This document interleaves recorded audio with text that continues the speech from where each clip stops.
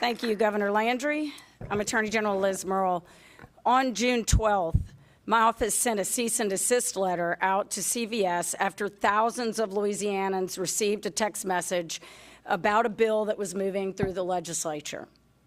Today, I'm announcing that 3 new lawsuits are being filed against CVS Healthcare Corporation, Caremark PCS Health LLC, and all of their affiliated entities.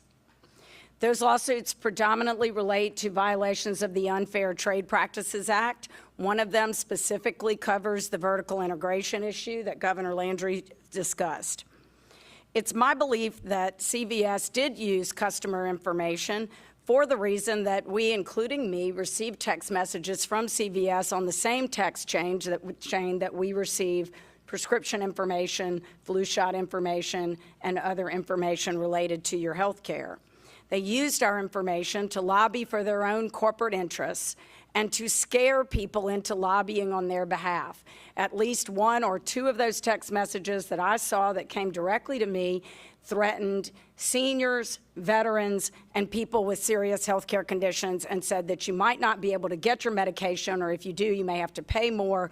All of those things were deceptive, in my opinion, and certainly misleading.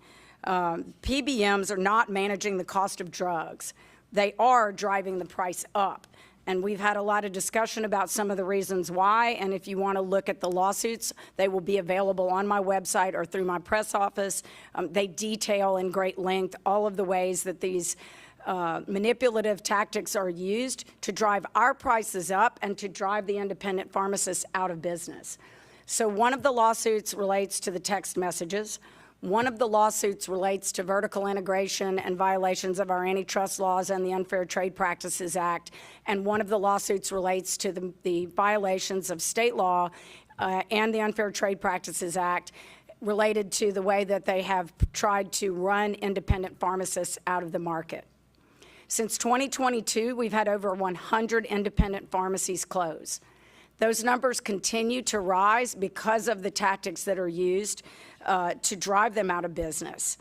CVS has, in my opinion, and as we've outlined in the lawsuit, deliberately avoided compliance with Title II restrictions, Title 22 restrictions in the insurance code that prohibit them from undercutting the prices that they have to pay when they acquire a drug.